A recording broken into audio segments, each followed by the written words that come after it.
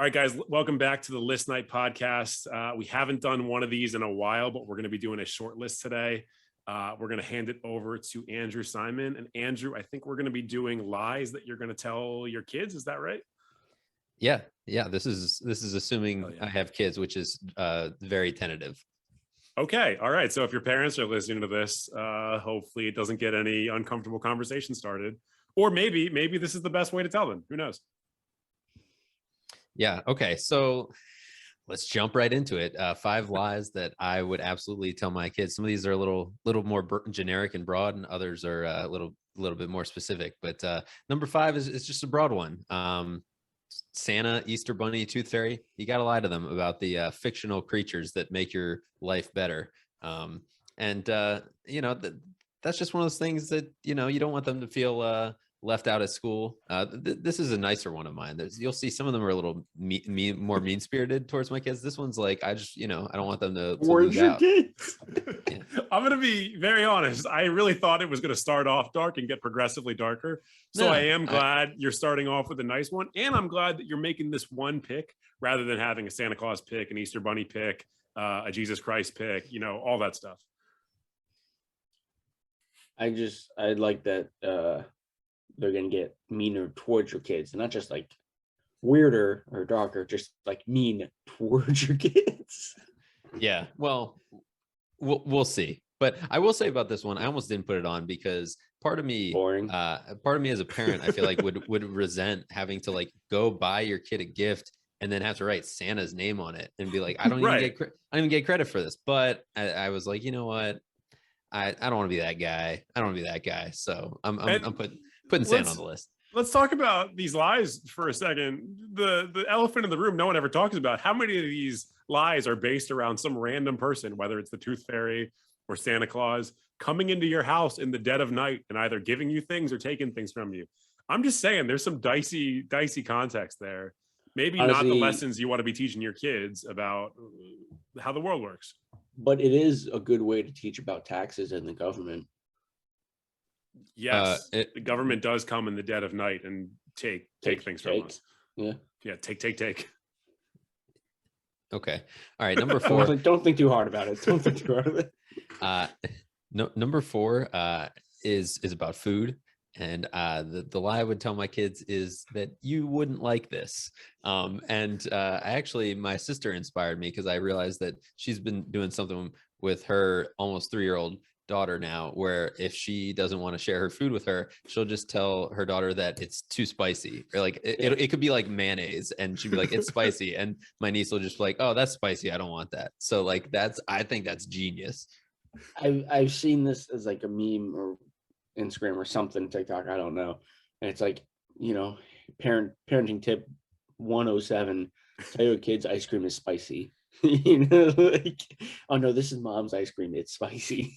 Right. They're gonna be at like a lunchroom table or a birthday like ice cream social or something as like an 8 or 9-year-old, and they're gonna be the kid that is forever just vilified by all the other kids because they're gonna be like, I don't eat ice cream, it's too spicy for me. And people are never going to forget that. And your sister and her family are gonna have to, or no, I guess also your family, you're gonna have to move. Like your kid's not gonna have friends. Yeah, but I mean, it's to the point though, like that I don't want to share food to the point that I might even try to make ice cream spicy. I'd throw some hot peppers in there, like to make it legitimately spicy. So that way, the kid can try it once and then just be like, you know what, you're not gonna like this. I've had legitimately, like, intentionally designed spicy ice cream before, and much like many other things that are not intended to be spicy, they add spice to. Disgusting, absolutely foul, just the worst thing. So enjoy ruining your kid's childhood, I guess. We're off to the races with that one. Okay, number 3 is another kind of generic one. It's a 3-parter. These are 3 statements that I would probably regularly say to my child. Even a quick list, yeah. There's bullets to the list. Bullet number 1, I know what's right. Bullet number 2, you should listen to me. Bullet number 3, I know what I'm talking about. So those are all things I would say all the time, and kids are stupid, so they'll believe you. Kids are stupid. Smarter than you. Yeah. Well, Well, I I'm mean, talking. and- I'm talking like early on, early. yeah, you were a magnet school like gifted kid, so you were probably pretty smart. I'm under the like I was always under the impression that like once you became a parent, you just had like a compendium of knowledge that was like downloaded to your brain, because like parents act like they know all this shit. And now that like I'm an adult, but I'm not yet in parenthood, I'm just like, oh my God, like my parents were making up so much of this as they went along. Fake Every till you make parent is it. making up so much of this as they go along. Fake it till you make it. Yeah, big time. Yeah. All right. All right. So number 2 on my list of lies that I'll tell my children is that you can be anything you want to be or do anything you want to do. I think this is another nice one. You know, you could look at it cynically. I look at it from a perspective of don't crush a kid's dreams, even though they're not going to be a fucking astronaut. Like they're not going to do like amazing things. Most likely I mean, okay, 1 in a million does, but like not most of them. So why crush their dreams earlier than they have to be crushed?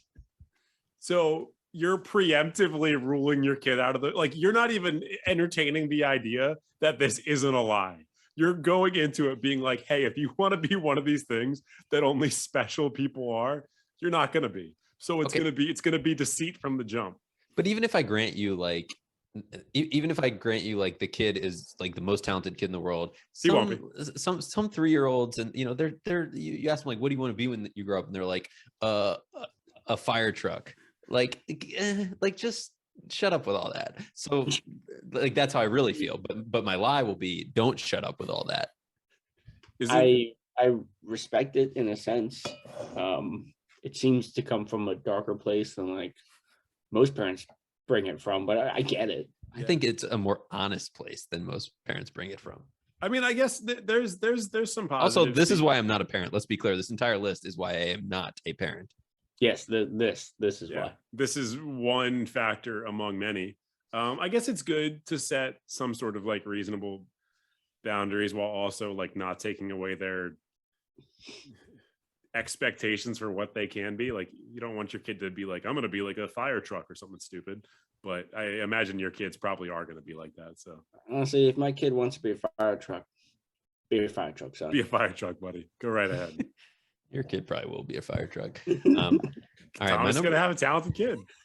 My number one is my number one is that I will lie to them about their own birthday, and by this I mean I will not tell them that they have a birthday until absolutely necessary, because that's just, you got to get to put together a birthday party, and it's for like a 2-year-old, a 3, like they'll, once they get to like 8, 9. This is about you. This is a lie of laziness. Once they get to like 8 or 9, then okay, I'll come around and be like, yeah, I lied.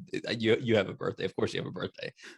But for the first little while, even if they go to other kids' birthdays, it's like, yeah, that kid has a birthday. You don't. I feel like you won't really have to lie to them until like 5 or 6. Because they don't really get it. I think you're going to have to lie to them in preschool, because their preschool teacher is going to be like, when's your birthday? And they're going to be like, oh, my daddy says I don't have one. And then whoever your significant other is, or maybe you're raising these kids by yourself, I don't know, is probably going to like walk out of that preschool and never come back.